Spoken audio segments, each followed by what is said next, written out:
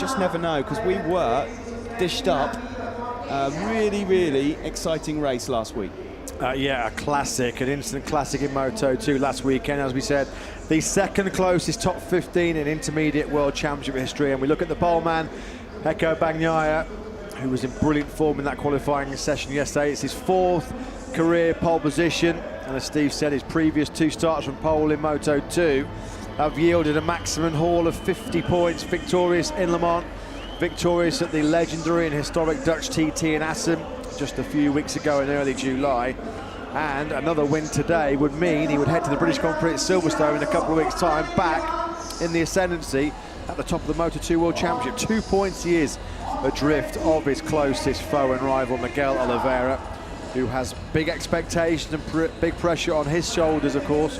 KTM's home race, Red Bull's home Grand Prix as well, the circuit named after the famous energy drink sponsor. So there's a lot of hope and expectation that Miguel Oliveira can deliver another victory for him. It's his first front row start since the Malaysian Grand Prix in October last year. The first time, believe it or not, that Miguel Oliveira has actually led a world championship in his Grand Prix career. We can go down on the grid to Simon for the first time. Yes, guys, I'm on the front row with the only guy on the front row that's relaxed enough to talk to us, and it's back with Fabio Quartararo. Fabio, I spoke to a few technicians, chassis and suspension guys before the race, and they're picking you to be really strong, especially at the end of the race. Do you agree? Yeah, well, like we see in the Moto3 race, Bastianini got really fast at the end. With maybe the fuel is not so important for this bike, but we see that he got really fast. So yeah, now my goal is to make a good start. I struggled a lot on the first lap, but nothing. Now I'm just focused and I keep going to make a good race. Good luck. Yeah, good to hear from Fabio Quartararo there, 3rd on the grid. Thanks for that, Simon. The Frenchman, of course, moving into MotoGP next year with the Petronas Yamaha team. That will be confirmed and announced officially at Silverstone in a couple of weeks' time. Jorge Navarro starts from 4th on the grid, in a good run of form as well. Look out for the Spanish rider. He's looking a lot sharper after a really good finish last time out in the Czech Republic. Yeah, here's a glimpse then of Fabio Quartararo, who was just good enough to talk to Simon Crayford down in Park Fermé. 4th here he was in 2016, very close to the podium, just 2/10 off the podium that day in Moto3.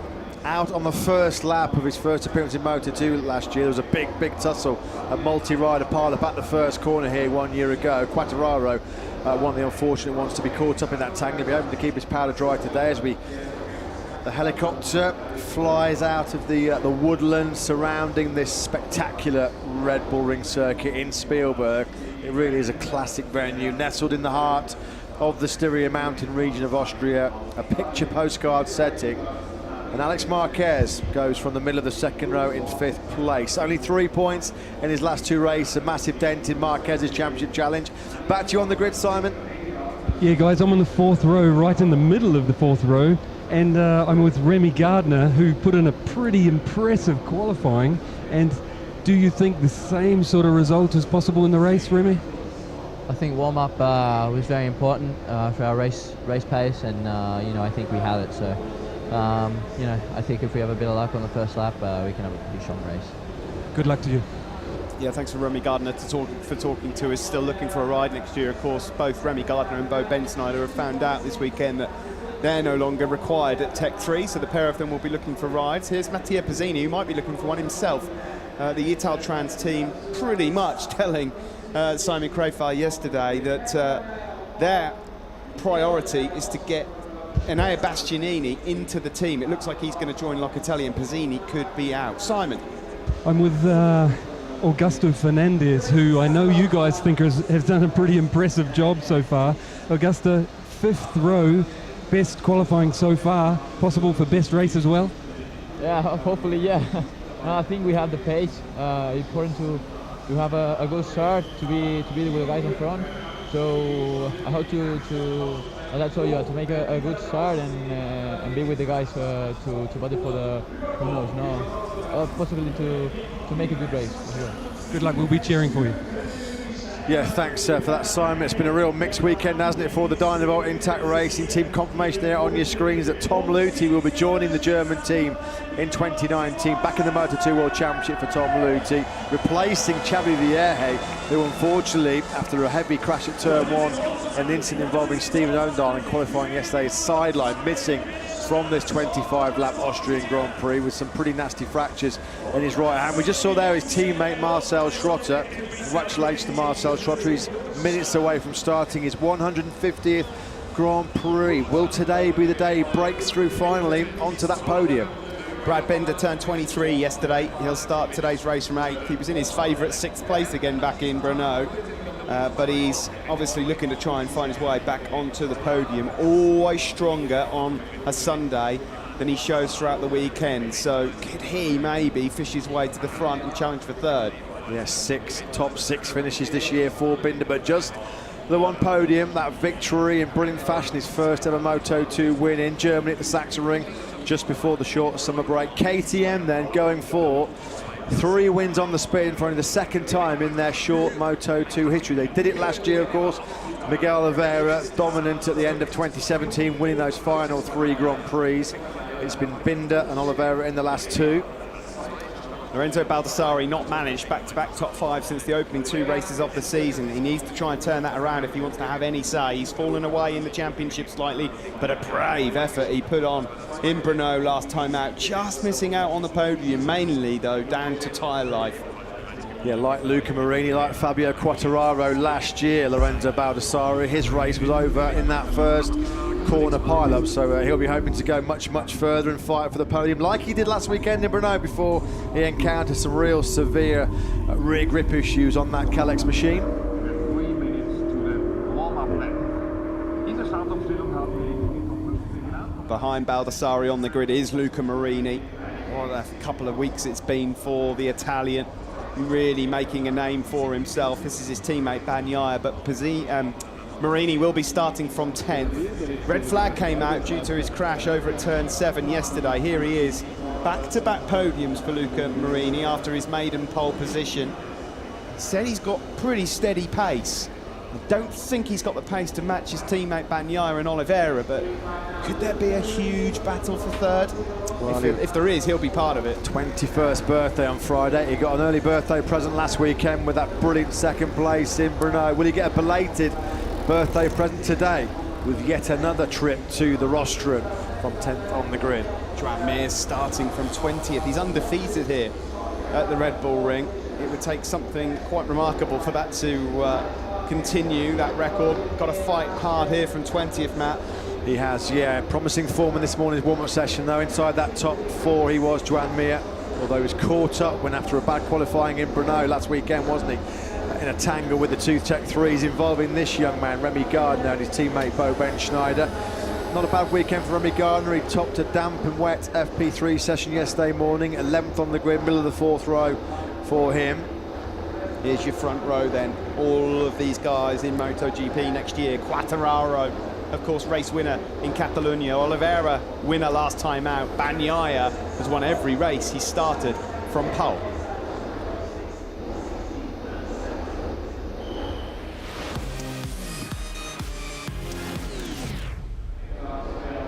"25 laps of the Red Bull Ring coming up for the Moto2 World Championship riders. It's Pecco Bagnaia starting from pole position for the 3rd time this season. His previous 2 have resulted in victories. Miguel Oliveira carrying home hopes for KTM and Red Bull in the middle of that front row with Fabio Quartararo. Navarro, Marquez and Bassini on row 2. Marcel Schrotter and his 150th Grand Prix start ahead of Brad Binder and Lorenzo Baldassarri. Luca Marini seeking a 3rd podium in a row, heads row 4 from Remy Gardner and Iker Lecuona. Augusto Fernandez, Andrea Locatelli and Romano Fenati on row 5. The 2 Brits, Sam Lowes and Danny Kent, they're on row 6 with Simone Corsi, who's signed up for Tasca Racing again next year. Row 7 led by Domi Aegerter with Joan Mir there in 20th. It's his worst qualifying since the opening round in Qatar. Caroline Ampawi on row 7. Tetsuta Nagashima on row 8 with Stefano Manzi and Joe Roberts. Stephen Oundal, Jules Danilo and Bo Benschneider round out your 9th row of the grid. Nicky Tully, Isaac Vinales, Medina, Cardelus and Fellini That's your back 2 rows of the grid for this 25-lap Austrian Grand Prix. So they begin the warm-up lap here around this 4.3 kilometre long circuit. In terms of average speed, it's the fastest we have on the calendar, of course. Long straights, heavy braking, only 10 corners. Doesn't look the most technical, undulating as well. Simon, any news or anything interesting in terms of the tyres? Just been looking at that, guys, and there isn't anything interesting, which is, well, basically you decide, or everyone's on the medium front and everyone is on the soft zero rear. Well, it's the same for everyone. It saves us having any dramas of wondering whether or not a tyre's going to last. They all got to try and do the same thing. Here's Alex Marquez then. Decent record over the last couple of years here at the Red Bull Ring. 6th he was when we returned here in 2016, and 2nd place last year too. His Mark VDS teammate Franco Morbidelli. A dream day for the Belgian squad last year with that 1-2. Here is South African Brad Binder. He can always turn it up a bit on Sundays, and he's going to have to here. Perfect conditions, 25-degree air temperature, not too sweaty out there as it has been in previous days. And track temperature looking okay as well. There is Alex Marquez. Got to finish today, Alex Marquez. Disappointed he was with Brno, and of course has just been cut adrift slightly in the fight for the championship. 53 behind now.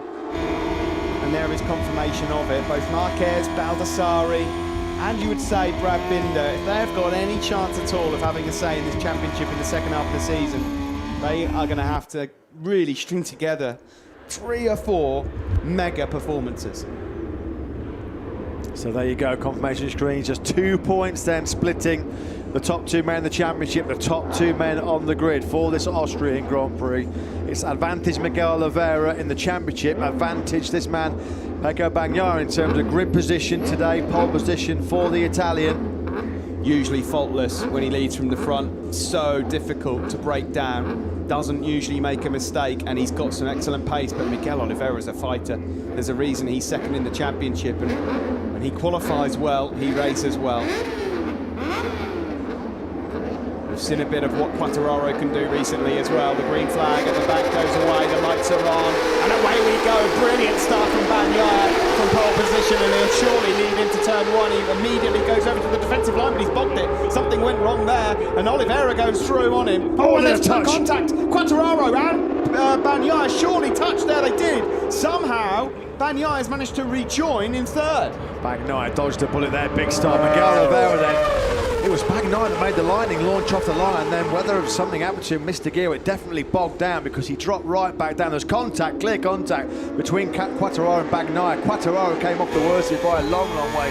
He was off the circuit, no massive damage done to Pecco Bagnaia. But Oliveira now, right where he wanted to be, clear track in front of him in KTM's home Grand Prix. Good stuff there from Navarro, then in 2nd. Bagnaia did dodge a bullet, didn't he? There's Alex Marquez going up underneath Lorenzo Baldassari. Quartararo's lost out big time. He's in 21st place as a result of that, although I think it was him that was rather ambitiously trying to find a way through up on the inside. So clear daylight then between Miguel Oliveira and 2nd place man Jorge Navarro, then clear daylight as well between Pecco Bagnaia and Alex Marquez in 4th place. Really good start from Joan Mir. He's up to 11th already. He's made up 9 places, half a lap in. He had to get his knees and elbows out, didn't he? He knew that was going to have to be. Pecco Bagnaia is going to be pretty anxious to find a way through on Jorge Navarro. He will not want to see Miguel Oliveira clearing off into the distance. We know Oliveira can click off fast and consistent laps for fun. Into the slipstream he goes off Jorge Navarro as we cross the line to end lap 1 then. It's a half a second lead for Oliveira. It's just amazing how strung out it is, Steve, after just 1 lap. The Pecco Bagnaia Quartararo incident must have really concertinaed the 2nd group up at the 1st corner because they've lost contact really, really quickly. Alex Marquez trying to make a breakaway from a fairly ferocious battle involving Schrotter and Bassini.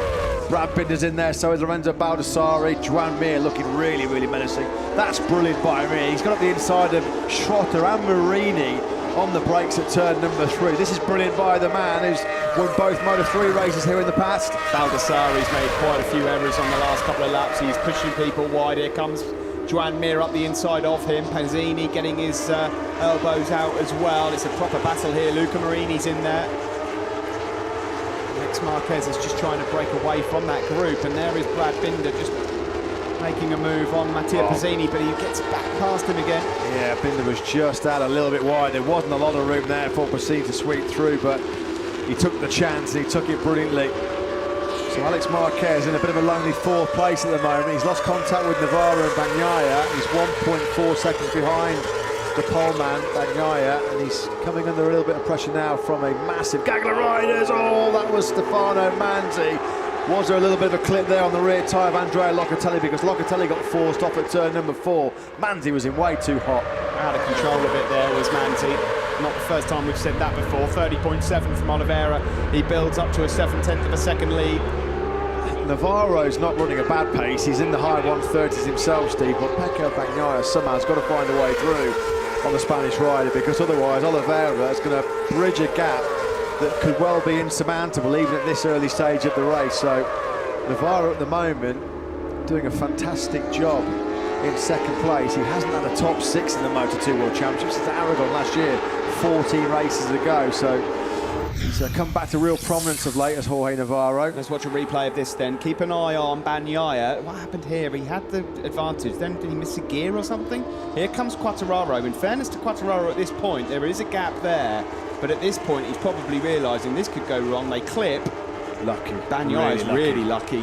Quartararo is the most unfortunate there. Well, you can hear the thud. You can hear it from our onboard camera there, the clear contact between Quartararo and Bagnaia. There was contact as well, wasn't there, between Marcel Schrotter and Alex Marquez. It was all getting very busy. It's such a tight first turn, that first gear right-hander. A couple of the front runners there were fairly fortunate to get away with without tumbling down the road there. Come round then to complete another lap. Onto the home straight we go. Oliveira's lead then as we cross the line is up now to 7/10 of a second, and he puts in the fastest lap of the race so far, a 30.3 for the Portuguese rider. Great job as well by Jorge Navarro. It's faster marginally than Pecco Bagnaia last time around. Here's back to Fabio Quartararo, who's recovered and got himself back into the top 20. He's 19th at the moment, Quartararo, but he'll be kicking himself for that first corner skirmish. He was one of several high-profile riders that went down in a big multi-rider pileup at the first corner of the race here last year. So turn 1 has not been a happy place for Fabio Quartararo here in Austria, and there's yellow flags waving at the back of the picture there as well. Yeah, I don't know who that was that's gone down. That's at turn 3. It's Lorenzo Baldassarri, Steve. Well, that's it. Oh, there's been a collision here. It's Baldassarri, Corsi and involved. Fernandez. So the 2 Ceto Pons riders, it's their day over. And that's, you've got to say, probably Lorenzo Baldassarri's faint and slim world title hopes completely evaporated. Something's happened there on the exit of turn 3. He had a messy start to the race, did Baldassarri, but we'll wait and see what's happened there. And there's a puncture at the front for Augusto, and he's saying sorry there, so maybe Fernandez at fault. Well, that's a shame, because he'd had 6 successive point-scoring places of Augusto Fernandez. So it's a premature ending for the Ceto Pons team, and Miguel Oliveira is stretching out a pretty healthy advantage here over Jorge Navarro. In the third sector, it was nearly a second. It probably is going to be over a second over the line. Not quite, almost 9/10. Again, he's just a fraction quicker than Navarro in second place. Bagnaia's picked up his pace behind Navarro. Slightly fast last time around, Bagnaia, by 1/10 of a second, when he still has not been able to force the door open to sweep through on Navarro. Just behind these two, Alex Marquez is just starting to reel in both Navarro and Bagnaia, a 10th or 2 a lap. Baldassarri's rejoining, so Baldassarri here, going up onto Ica-Lecuona. That's Baldassarri's fault. That's Baldassarri's crash. Well, you don't want to be sitting smack bang in the middle of the circuit when half the field's still to come through yet. There was contact between Lecuona, poor old Simone Corsi had nowhere to go. Andrea Locatelli just about avoided Simone Corsi. So self-inflicted wound, unfortunately, for Lorenzo Baldassarri, and ironically he's the only one of the 3 that's been able to get back in the race. A bit reckless there from Baldassarri. He did it earlier in the race as well. Well, Ica-Lecuona's no stranger. Some big contact this weekend as well, is it? He wiped out Miguel Oliveira in FP3 yesterday. Now it's Bagnaia about to pounce on Navarro. This is down the braking zone for turn 9. We've lost Remy Gardner very early on. He crashed on the first lap in Brno last weekend. Bagnaia has found a way through finally then on Jorge Navarro. He starts his assault, he starts his charge towards your race leader Miguel Oliveira. Turn 6 and has caught out Remy Gardner. Second he's got to find then Pecco Bagnaia. Here comes Navarro again then. Will he fight back the Federal or Gresini rider? No. So Gardner's out. Quite a few riders getting roughed up in the early stages of this one. So behind these guys it's Marquez, Pizzini, Binder, Mir, Marini and Schrotter with Lecuona in 10th. Again on that last lap, Alex Marquez faster than the two ahead of him. Here comes Joan Mir up the inside of Brad Binder, wonderfully done. It was just a game of dare, wasn't it, between Binder and Mir, who dared let off the brakes latest. Binder at the Mir at the inside line rather and swept on underneath Brad Binder. Good fight that's going on between Mir, Binder and Luca Marini. They're just trying to reel Matteo Pizzini back in, who's just set his fastest lap of the race, so that's no easy task. Pizzini got down to a 1:35.00. In fact, that makes Pizzini, at the moment, the fastest man on the track. Joan Mir here, of course, and Brad Binder had a brilliant fight for Moto2 victory here 2 years ago. Well, these three, Mir, Binder and Marini, had a great fight for the Moto2 win in the Sachsenring, didn't they, just a few weeks ago? Both of them vying for their first wins in the intermediate category. The honour that they went to, the South African. So what can Bagnaia do now? He's got some clear air. He's broken away from Navarro. Navarro did well, but unfortunately, he's now falling into the hands of Alex Marquez. Marquez could be moving into third position shortly. Bagnaia 30.2 immediately. As soon as he got clear track, Bagnaia was able to get into his rhythm, run his own lines, and 30.244, fastest lap of the race. About a 10th and a half quicker than Miguel Oliveira, who's still got that pretty comfortable buffer ahead of Bagnaia. Yeah, Navarro's being reeled in really rapidly here by Alex Marquez. He hasn't had a podium finish since the Moto3 race in Aragon in 2016, the day that Jorge Navarro won that day. Brad Binder and Mir continue to scrap away. Marini's now going through as well. Brad Binder protecting his favourite 6th position. Sure what happened to Mir on that. That Mir came over the line leading this battle, so whether he made a mistake going into turn 3 or turn 1, but Binder and Marini have forced their way back through. Here comes Marini. That's a brave one. That would be brave. Doesn't quite work out for him. Marini, of course, would love desperately to find his way to get another podium, 3 back-to-back. The script running the same way for Marcel Schrotter as it did in Brno again last weekend, where he qualified well and looked really good in race pace terms throughout practice and qualifying, and then just didn't get going at all in the race as Marini finds a way up the inside. The Binder on the run down to turn 9. That's beautifully done by Luca Marini, so he's now up into 6th place. But Schrotter again in this race struggling. Started 7th, he's been pushed back down to 9th and not making any real significant progress back towards the top 6 battle. Matteo Pizzini was the fastest on that last lap. He's the rider in 5th place at the moment. Strong race so far. Yeah, Schrotter has finally got into a pretty decent rhythm right now, though. He did a 1:30.4 last time around, which was comparable, almost identical lap time to the race leader Miguel Oliveira. I just wonder, in the hustle and bustle of that first corner, we saw he had contact with Alex Marquez, whether Marcel Schrotter just took a bit of time to find his rhythm after those early couple of physical exchanges. Further down the order, Quattararo's recovered. He's up to 12th now behind Romano Fenati.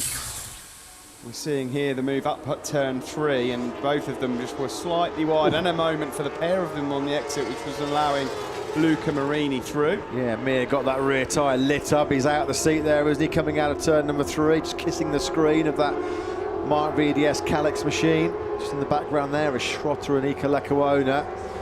They're the 2 men that are completing the top 10 in this Grand Prix right now. Miguel Oliveira has not let Pecco Bagnaia at this stage get within 0.8 of a second of him since Bagnaia was able to dispose of the threat posed by Jorge Navarro.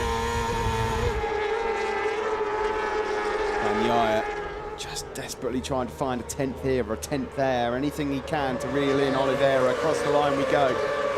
Lorenzo Baldassarre is having a real rotten day. He's now had a track limits warning as well, so if he keeps seeing the track limit, he's going to have a penalty coming his way. He's already caused a bit of carnage up at turn number 3, taking out Augusto Fernandez, his teammate, and fellow Italian Simone Corsi. Fastest lap of the race, Luca Marini, 30.1 for the Italian. He's in 6th place, behind Mattia Pezzini at the moment. So he'll be cursing what happened to him yesterday in qualifying. So this is what can happen in Moto2. Everything's so identical. Same spec engine, same spec Dunlop tyres. We know everybody's gone for the same tyre option. It's so hard for the rider to make up the time. And certainly on a circuit like the Red Bull Ring, where you pretty much brake and crack open the throttle as hard as you can and keep it wide open for quite some time. With just 10 corners, or really 9 corners, there's not really a lot of difference for the rider to make the difference. It's a tricky one as Alex Marquez now starts to swarm all over the rear tyre of Jorge Navarro. It looks like it's a case of when and not if Marquez will pick his way through. There's also a case in Moto2 in the latter stages of managing your tyres as well. We know that the last 4 or 5 laps can be a real struggle. Lecuona's been giving a track limits warning now as well. People like Luca Marini, who can keep their tyres in good order, could come on strong. Marini might just still fancy his chances of a podium here. Jorge Navarro's had a great race so far, the Gresini rider. He'd do brilliantly well if he was to hold on to that, but Alex Marquez, he's coming. Fastest lap of the race. Talking about riders who are coming, Pecco Bagnaia in 2nd place has just put in his PB lap at 1:30.185. He was 3/10 quicker last time around than your race leader Miguel Oliveira. Now what's Marquez got in the slipstream for Jorge Navarro? He's got everything for him. He's got the inside line as well here, Alex Marquez, so he's going to pick off Jorge Navarro. Navarro's just in a fraction wide as well. That's going to light up the eyes of Mattia Pezzini behind him. Yeah, in a blink of an eye here, Jorge Navarro might lose another place because you don't really need to give Mattia Pezzini too many opportunities. He might be looking for a ride next year, Mattia Pezzini. He's hanging on in there, Navarro. Steve, he's a lot slower than those around him. Oliveira was half a second quicker. Bagnaia was 8/10 faster. He almost dropped into the 31s last time around in Jorge Navarro. And he's under real pressure now as well from Pezzini, with the hard-charging Marini and Binder coming right back into contention. Joan Mir's early charge, just like it's hit the buffers a little bit. He was fighting Marini and Binder just a couple of laps ago, but he's almost a second now behind Luca Marini, so he's struggling to run that pace at the moment, Mir. Further down the order then, beyond Schrotter, Lecuona still 10th. Then it's Quattararo, Finati. Danny Kent's having a strong race so far. He's in 13th, ahead of Stefano Manzi and Sam Lowes. Oliveira responding to Pecco Bagnaia's attack. Here's Pezzini then. Navarro surrenders yet another place, so Pezzini up into 4th. Oliveira last time around at 1:33.06. Best lap we've seen from him so far today. Just about keeps that gap to Bagnaia to over half a second. This battle for 3rd is going to liven up here. Pezzini is starting to reel in Alex Marquez now as well, and Marini's going to go past Navarro. Binder's next in line as well. Still a lot of race left here. 2 leaders separated by 0.6 of a second. There is Bagnaia closing in and homing in on Oliveira. We were right to be worried about Navarro's current speed at this stage of the race. He has just dropped into the 1:31s for the first time, so the red hot pace at the Red Bull Ring just a little bit too hot right now for Navarro. Oliveira will be receiving the information on his pit board that Bagnaia is coming. How long can he hold him off for? Bagnaia will see in turn that he's creeping closer. He's had brilliant race pace, Bagnaia, and when he gets to the front, he can manage races beautifully. He's smelling blood here, Pecco Bagnaia, and he knows double incentive here. Not only does he want to win this Austrian Grand Prix, but he knows getting ahead of Oliveira will mean he seizes the lead back in the World Championship going to Silverstone in a couple of weeks' time. Again, he was about 3/10 quicker than Oliveira last time around. Brad Binder's got into some stunning rhythm right now. He was just at the fastest lap of the race. Binder, a 1:30.157. He's just there at the top of your picture, about to come through turn 2. It's going to be giving Marini and Navarro a pretty big headache at that kind of pace. Into turn 3 we go. Pezzini thought about a move on Alex Marquez, can't make it stick. Just behind him, Marini now challenging Jorge Navarro. Navarro did respond last time around, dipped back into the 1:30s. He tries desperately to hang on to Pezzini and Marquez, but he's lost a place to Luca Marini. So he may well be struggling here. Jorge Navarro, who was second at the start of this race, to actually cling on to a place in the top 6 the way it's going. We know Binder's got by far the better speed behind him. Joan Mir and Marcel Schrotter too. So there's a lot still to do for Jorge Navarro to find himself back in the top 6 for the first time in Moto2 since the Aragon round last September. The gap's at 3/10 between these two, Oliveira and Bagnaia. Whoever wins takes the lead into Silverstone. Will it be extending the lead for Oliveira? Will it be recapturing the tight championship lead for Bagnaia? We've not seen a proper punch-up, a proper brawl between these two, have we, Steve? It's going to be fascinating because they are the two main men in the championship, both of them MotoGP bound next year. The first time they've really locked horns in a straight shootout for the win. Behind them, the pace hotting up as well. Alex Marquez has just done his personal best lap of the race, as has Luca Marini. Pit Byra there in the white KTM shirt, KTM Motorsport Director. Just on the right-hand side of that picture was KTM CEO Stefan Piera, who has taken KTM to become a real leading force in the off-road motorcycle sector. Of course, brilliant now in road racing across all 3 World Championship classes and the support race programs here at the Red Bull Ring. There are over 70 riders, believe it or not, riding KTM machinery. They're expanding their involvement in the MotoGP World Championship next year to 4 bikes, and they would absolutely love it if Miguel Oliveira can win at the Red Bull Ring in Austria for KTM for the first time in Moto2. Guys, I'm on the pit wall with Pablo Nieto. Pablo, your rider Pecco is hunting down Miguel Oliveira. Do you think he can get by him? I don't know. It's going to be a really hard race because in the end we make this small mistake in the first corner in the first lap, and Miguel take that gap, and Pecco push a lot to get him. So I don't know if he want to wait or not. I think it's going to be a really hard race. Thank you. As Matt rightly pointed out, thanks for that, Simon, and to Pablo Nieto. These two haven't actually, strangely enough, stood toe-to-toe and properly been given a chance to land some punches on each other. Interesting dynamic at the moment in that 3rd and 4th sector. Bagnaia just reeling in Oliveira, but it's sectors 1 and 2 where Oliveira has the edge, particularly on acceleration. Again, last time around, Marquez, Bassini and Marini engaged in a real close fight for 3rd place. They want that last rostrum spot, all of them firing in personal best laps of the race. Quickest man on the circuit, Luca Marini. A 1:31.65, the best we've seen from the Italian. Well, he can sniff another podium here. Mattia Pizzini's gone by. Oh, he's got to drop a place. Marini's got to drop a position. So he's got to somehow find a way through to slot safely behind Brad Binder. That's going to cost him crucial. It's going to cost him a position. It's going to cost him crucial time as well. He'll be getting that message from race direction on his dashboard. So Luca Marini, unfortunately, has been busted for repeatedly exceeding the track limit. He's got to somehow find a way now to drop behind Brad Binder. That may well, he's got time still to find his way back into podium contention, but not what Marini was wanting at this stage of the race when he was putting real pressure on Marquez and Bassini ahead of him.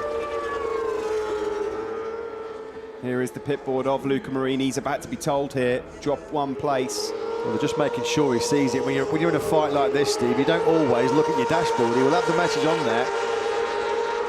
This is an opportunity for him to have a look at it now on the screen as he's on the straight. Bassini's got Marquez for 3rd place. So Luca Marini has got to yield this place to Brad Binder. He's got to drop a position, repeatedly exceeding the track limit. This is at the final corner, turn 10. He won't have been penalised just for that offence. He's done that on more than one occasion, possibly at turn 10, possibly at turn 1 as well. That's a corner that's so easy to run wide on and exceed the track limit. So it's not just for that misdemeanour there that Luca Marini's found himself having to drop 1 place. Oliveira monitoring this one well so far. Turn 4 here, he's good on the exit. That's where he makes up some places. Marini at the moment hasn't seen that message. It's either that or he's not paying attention to it. In fact, he's just made a place on Alex Marquez, and he's going to have to be a bit careful here, is Luca Marini, because he could find himself in a bit of trouble. Giving that place back, I don't think is good enough. No, he's got to drop behind Binder. Yeah, he's got to give 2 places. He's not seen the message. He's got to look at his pit board now. If he hasn't seen it on his dashboard, which he clearly hasn't, he's got to have a good long look at his pit bull, because the team are obviously trying to communicate to him as well. They know when you're engaged in this fight, you know, he's perhaps not concentrating on messing on his dashboard. Sam Lowe's has also fallen foul of exceeding the track limit too often, as has Andrea Locatelli, but the key man who's got to drop one place is Luca Marini. Rather than going backwards, he's going forwards. Yeah, this could cost him a chance at podium, actually, if he's not very, very careful. So, 10 laps to go. He's seen it, Steve, but I don't think that's the position he hasn't. He's not got to drop that place. He's got to He's drop seen two. the message too late. He has seen the message too late. He thinks Alex Marquez was the place he had to drop, but he passed Alex Marquez before he dropped the place. He has got to drop one more place. That penalty is still to be imposed. Yeah. He's got to go behind Brad Binder. He thinks wrongly that yielding to Alex Marquez was giving up the position. It's not. They've got to keep that board out for Luca Marini. Well, the trouble is, he's right on the tail now of Alex Marquez as well. And here comes Pecco Bagnaia as he inches closer now to Miguel Oliveira. This could get messy, Steve, because now he's going to try and fight back and take the place back on on Marquez, and then he's going to have to still drop another 2 spots. They've got to get that message out to him crystal clear to make sure that he sees it again, because he's got to find a place drop back behind Binder. Simon. Guys, I'm in the KTM garage with their team manager of Oliveira, and we can see, Akio, that he's been hunted down. I'm wondering what you see and where are the strengths and weaknesses of these machines and riders. Quite difficult to say. It was quite, for me, it was quite clear that most probably the race is between Miguel and Pecco Bagnaia today, and this we see for sure. When Bagnaia catch him, for sure he's also now a little bit waiting the last lap, so quite difficult to see who will be more strong in the last laps, but I need to trust Miguel. We wish you luck in your home race. Yeah, at the moment, nothing budging, 2 or 3 tenths in it. So,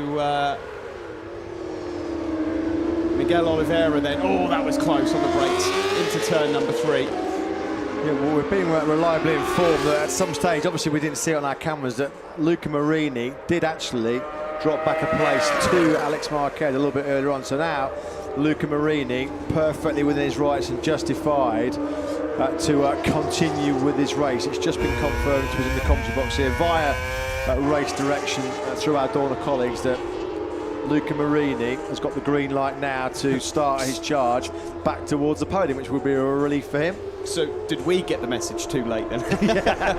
That's what it looks like. KTM flags are flying at the front of this one. It's getting close now. Pecco Bagnaia, this is the section of the circuit where he is really, really strong, particularly through the trees and downhill into turns 9 and 10. Pecco Bagnaia thought about a move into turn 9, and he's getting closer and closer. The race is on. Nicky Tooley's now got to drop a position. Andrea Locatelli has to as well. They come across the line here, and they will be side by side shortly. It's going to happen. 30.5 for Oliveira, 30.4 for Bagnaia. Joe Roberts has now got to drop a position as well for exceeding track limits. So, 8 laps to go here at the Red Bull Ring in Austria. And it's Oliveira versus Bagnaia for the victory. Bassini's in 3rd place, but he's a long, long way back, over 4 seconds behind this top duo. Oh, close again there. The acceleration of that KTM working out really well. Luca Marini's got back past Alex Marquez. He's wide though on the exit of turn 3. Marquez will be able to come back through on him, will he? It's a close one there for 3rd. Bassini at the moment holding it. Navarro's fading a bit.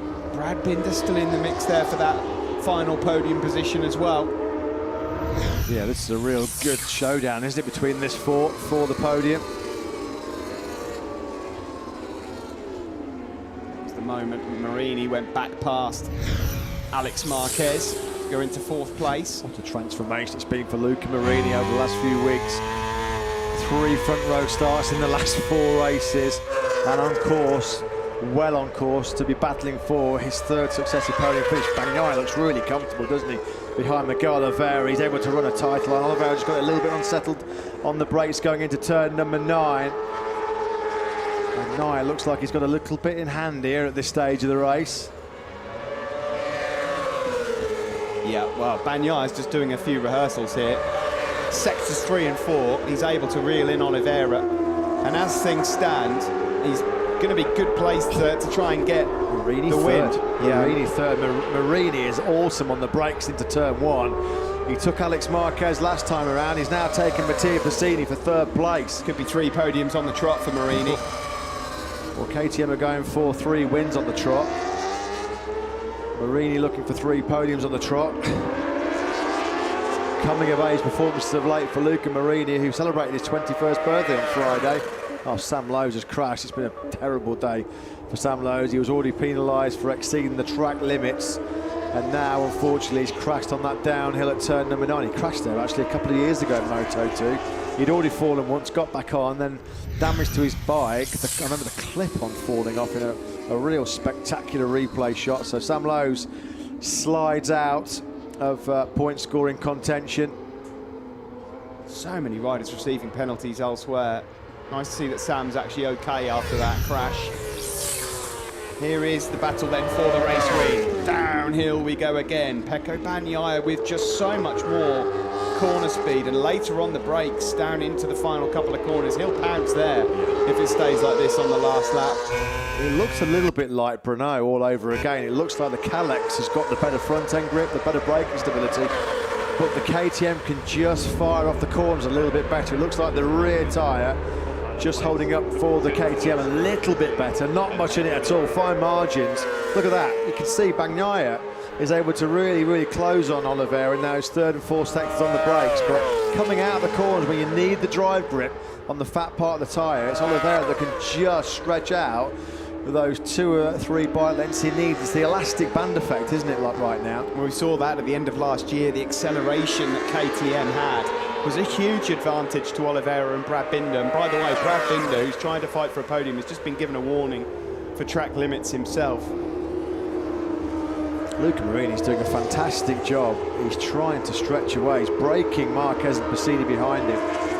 Straight away, once he got through on the pair, he was able to open up almost half a second on Alex Marquez. Marquez is fighting back. He desperately wants to return to the podium to keep his fading and slim world title hopes alive. The bad news for Alex Marquez is the 2 men in front of him in the championship are these 2 men right now slugging it out for the victory here in Austria. Oliveira versus Bagnaia. This is where Bagnaia's been awesome on the brakes. Confidence in that front end to fire it in there. Look how much he closes up Oliveira on the downhill into turn number 9. And then conversely, we'll probably see Oliveira just open up those 2 or 3 bike lengths. Yeah, there you go again. It's the KTM that's got definitely a better rear grip, or the advantage coming off the corner. The Kalex works a dream on the brakes. Oliveira puts in his fastest lap of the race, but they're both doing 30.2 at the moment. Here's Marini in 3rd place, still coming under pressure from Alex Marquez, and the elbows there of Mattia Pacini. Brad Binder following. Further back, Schrotter and Mir have faded a bit. They're 8th and 9th. Quattararo's 10th now, ahead of Lecuona, Fanati, Danny Kent, Locatelli and Manzi. Andrea Locatelli, he's just put in his personal best lap of the race, but of course he was caught up. Oh, that was tight. Bagnaia just in a little bit hot. Again, he's able to close down very rapidly on the brakes on the KTM. Locatelli had to take avoiding action. Look at that. The corner entry speed and the front end grip that Bagnaia's got, really impressive. Well, it will play into his hands because you want that better front end going into the final sector. So he's going to have to do him into here. This is basically the dress rehearsal. He's done him. He's finally made the move. So Bagnaia pounces and he runs straight away wide though, and Oliveira says thank you very much, seizes the advantage back. Bagnaia just got in a little bit too hot, ran wide through turn number 9. Turn number 9, a very rare mistake. You don't normally see that from Pecco Bagnaia, but he got in just a fraction too hot. Here he is again though, on the inside of Oliveira going into the 1st corner. Can he make it stick this time around? I think he has. 2 points separating these 2 at the start, and the acceleration of the KTM comes through again. They are engaging in battle now. The 2 biggest men in this championship exchanging blows. Hard on the brakes into turn 3 for now. No room for Bagnaia, but just slightly wide again. The acceleration of the KTM as we're on board with Oliveira now heading downhill into turn 4. You can just see there again, Oliveira, a couple of bike lengths he's able to take. Brad Binder has got to drop back a place. He's repeatedly exceeded the track limit again. Pecco Bagnaia is able to close right up onto the rear tyre of Miguel Oliveira. You can't say Pecco Bagnaia, he's not had a really good, long, close look under the microscope at where exactly Miguel Oliveira is weak and strong. Oliveira wishes the checkered flag would come out at turn 5, because from turn 6 onwards, Pecco Bagnaia eats him alive. Brad Binder dropping 1 place, by the way, is a nightmare for him. That's his podium gone. Because he's got to drop fine. He's got to drop basically 1.6 seconds back to Navarro. Podium completely gone then for Brad Binder. Bagnaia, it's almost like front wheel kissing rear wheel, isn't it, at the moment? The ground he makes up, how aggressive he can attack the corners on that front end. This is the thing, Matt. He now knows he can get him up the inside of Oliveira into turn 9, but he also knows he's got to make it stick, and he's got to have to somehow close the door on Oliveira, because if it's a drag to the line, even though it's a short drag, Oliveira might have him. Still a pretty intense battle raging for the final place on the podium. It's advantage Luca Marini. There's Alex Marquez and Mattia Pessini right in there as well. Brad Binder disappeared out of your picture because he knows he's somehow got to drop back. He did. Brad Binder on that last lap around, it was so costly. He had to do a 1:33.0 just to slow down to let Jorge Navarro through. It was a 2.5 seconds that he had to drop there, Brad Binder, so it completely compromised his podium charge. A costly few exceedings of track limits for the South African. There is Navarro then ahead of Binder and Schrotter. Schrotter in 8th place. Joan Mir nowhere. That charge at the start, and he's not been able to maintain it. It's ahead of Quattararo. Lekuona's having a good race in 11th. Likewise, Fanati and Kent in 12th and 13th. In fact, Danny Kent just put in his fastest lap of the race. He's going very well on the speeder. Danny Kent, that's podium pace. Danny Kent's just laps faster than Luca Marini, Alex Marquez and Mattia Pessini. Into turn 9 again, and you can see Pecco Bagnaia just waiting, looking. When will it happen? When can it happen? A few games being played here. Well, you're looking at two of the most ice-cool temperaments in the Moto2 World Championship across the board. These guys will not buckle under pressure, they don't crack, they're ice-cool, calm and collected. This is going to be a massive 2 laps for the World Championship.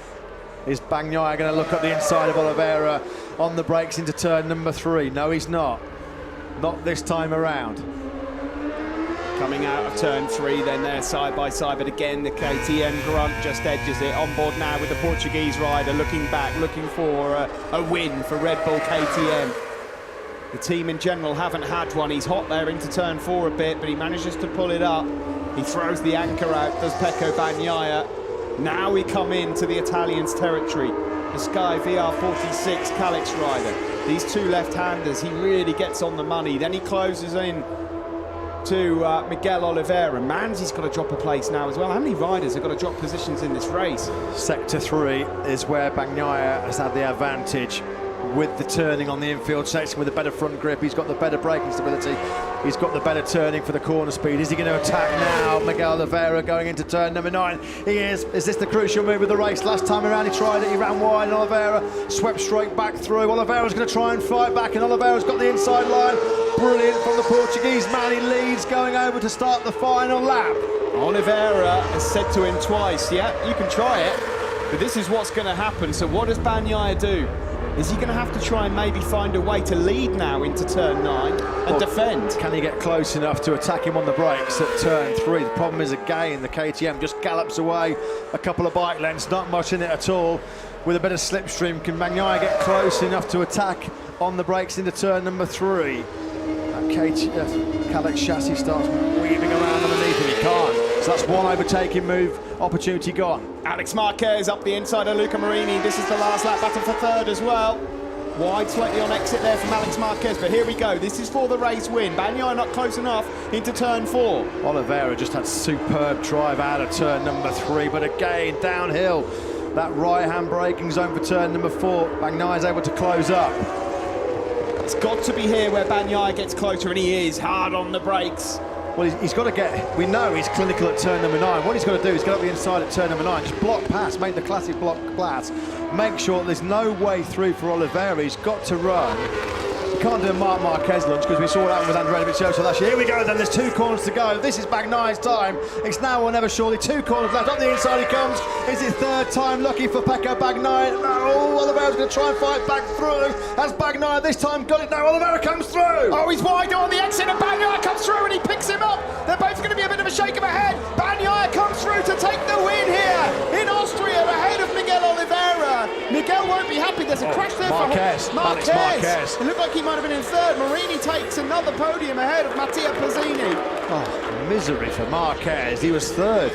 He was 3rd under pressure from Luca Marini, but Alex Marquez, that's an absolute disaster. Surely that is his championship hopes completely extinguished. He can forget about it, and then to add insult to injury, further embarrassment as he tries to get that bike going again. He topples over and goes, you know what, I've had enough. I'll go and lick my wounds. There's Nicolo Bulega congratulating Pecco Bagnaia. That was a tremendous, a stunning last lap. 2nd time in 7 days. The Moto2 victory decided at the final corner.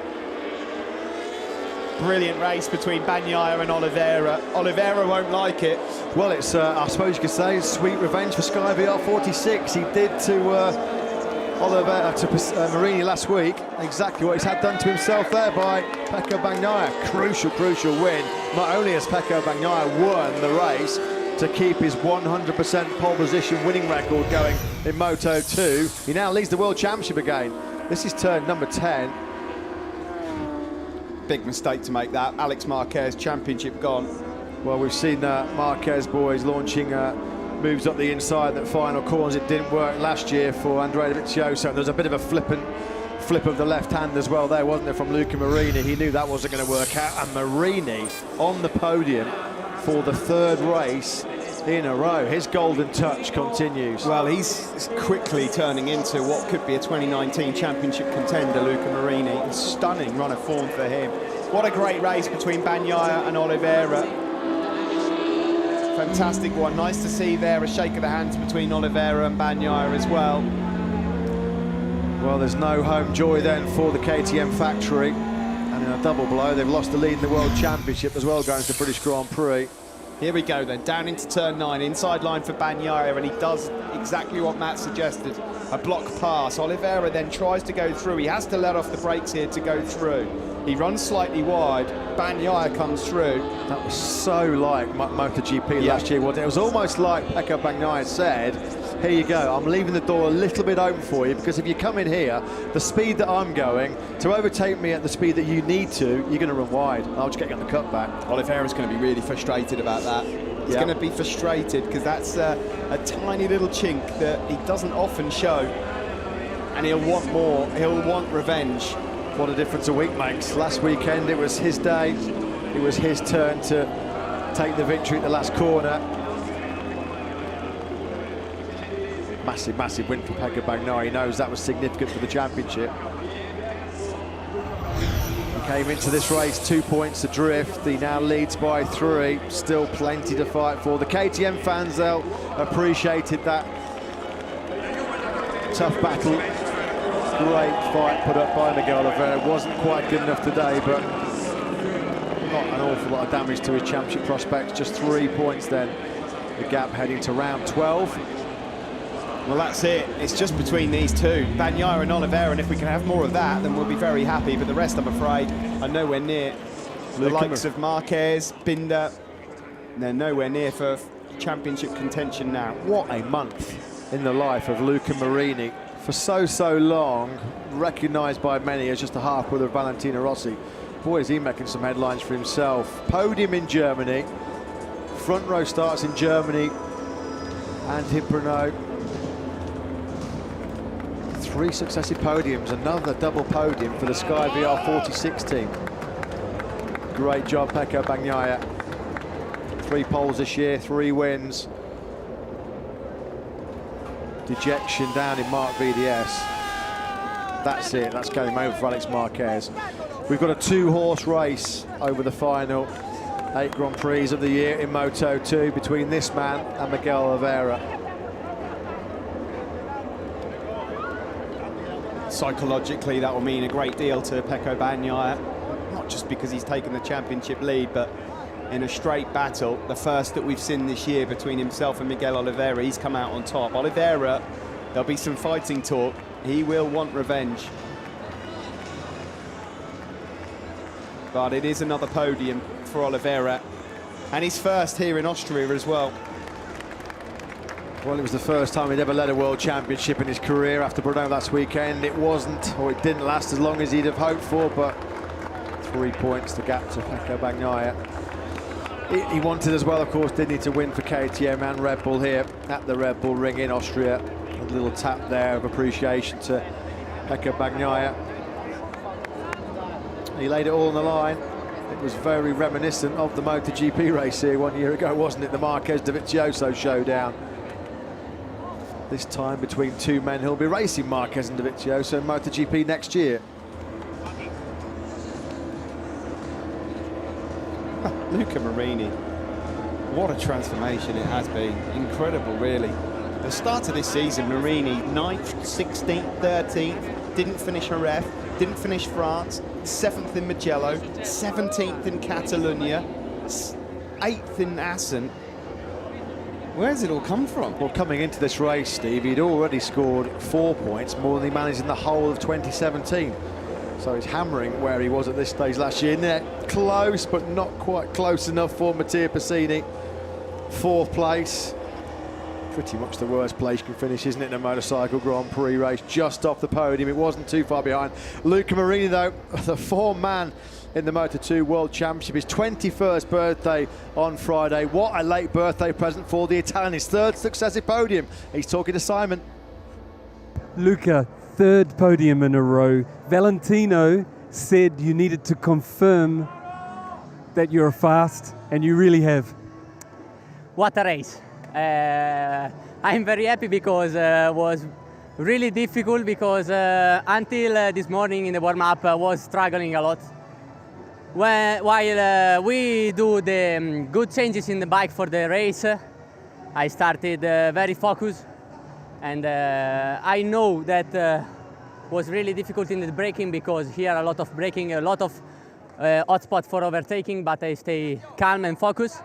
I breathe a lot, and at the end I push more, and this 3rd place is incredible, and I want to say it great also to Pecco because today was an important race also for him, and he win. So I'm very happy for all the team. We are doing a great job. Congratulations, Luca. Congratulations, Luca. Yeah, a great day again for the Rossi Marini family, and a real family atmosphere down at Sky VR46 as well. They're always congratulating each other, aren't they? This was the last lap then. Luca Marini up the inside of Alex Marquez at turn number 9, and then Alex Marquez out way wide. He did hold the ascendancy for the final podium place, the Spaniard. That was a great move though on the brakes going into turn number 9. Turn 9 was pretty kind today to Sky VR46. Here comes the 2nd place man, Miguel Oliveira. Not the win he wanted for KTM and Red Bull here in Austria. He's lost the lead in the World Championship, but he put up a great fight today with Pecco Bagnaia. He was 2nd, and he's talking to Simon. That was a great fight, Miguel. Nothing in it. How do you feel about 2nd? What do you think? You know, it sucks a little bit to lose like this, but you know, finally it was a great battle. I left it all on the track. I knew that the 3rd sector he had it really strong, much better than me, and you know, in the last lap I even tried to close a little bit my line, but he overtook me in the 2nd last corner, and you know, I tried in the last corner. You know, I had my rear wheel on the air, trying to break the bike, but you know, it was not possible to get this win.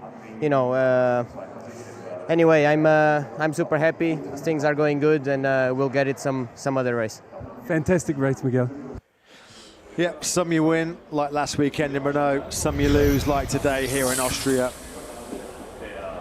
As we suspected, it was that 3rd sector where Pecco Bagnaia was so strong. This was the last lap drama. This is the final corner. So reminiscent of Marquez Dovizioso MotoGP last year.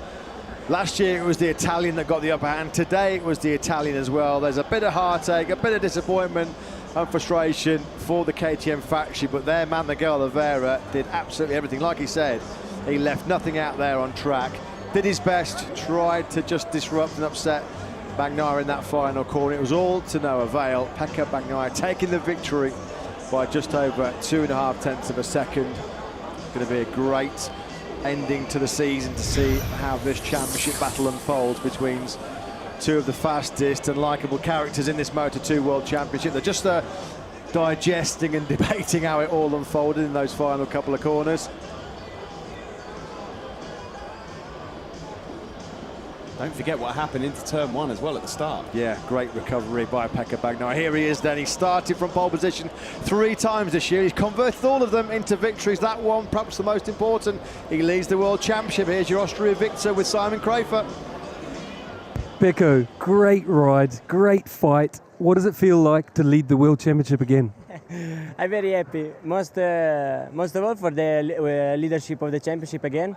But has been a very nice race, because then the start I was trying to recover the gap, because in the first corner Quartararo touched me and I was going wide.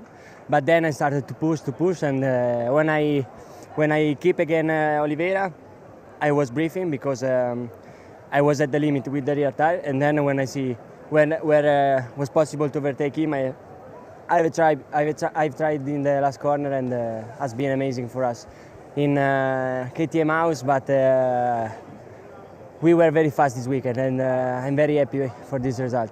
Congratulations.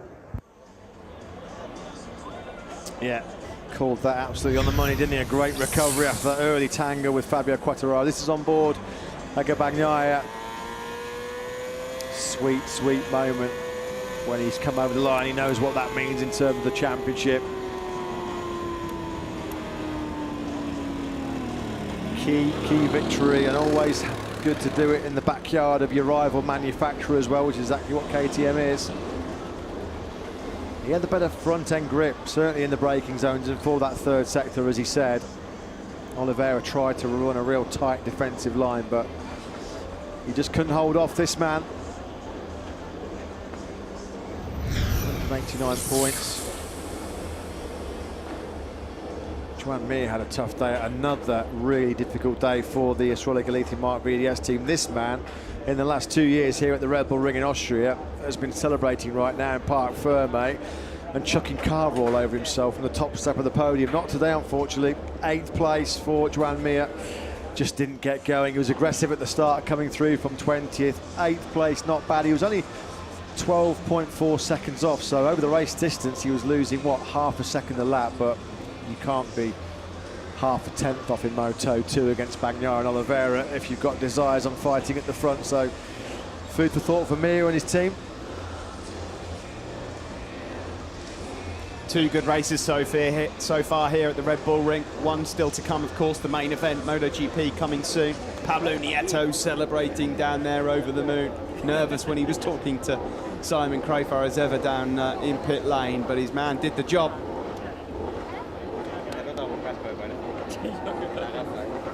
Yeah, I think right now their emotions will be jubilation and a bit of relief as well.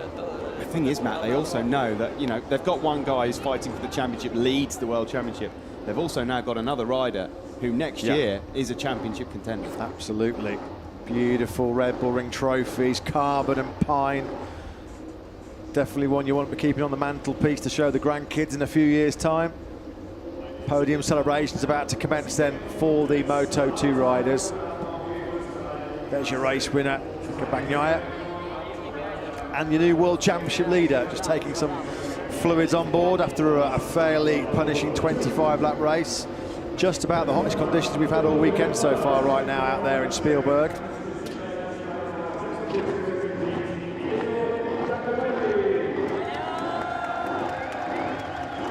Luca Marini, man of applause for the Sky VR46 team personnel, coming on to the podium to take the constructor prize.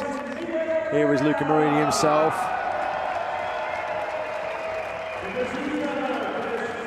Miguel Oliveira, the lone KTM representative on the Moto2 podium then today. Crucial though, surrendering the World Championship lead to this man, Pecco Bagnaia.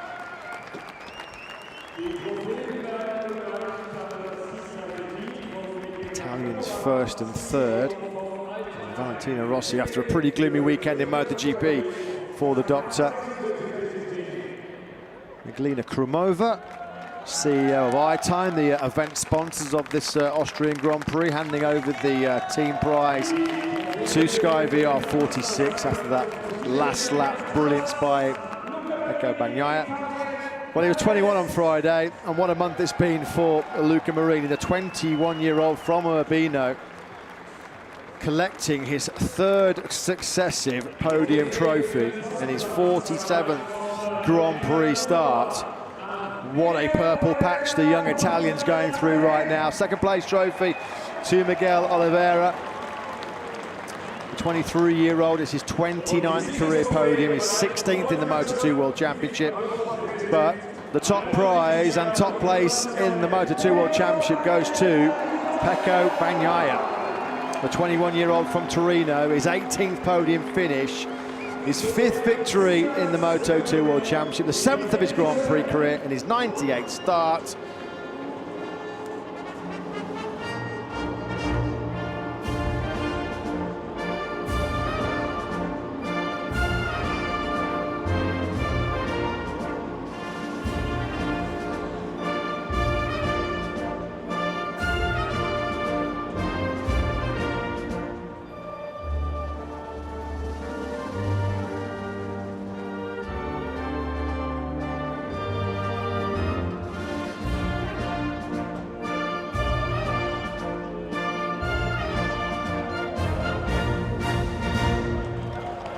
Last weekend it was advantage Oliveira. This weekend it's advantage Pecco Bagnaia. The championship rumbles on.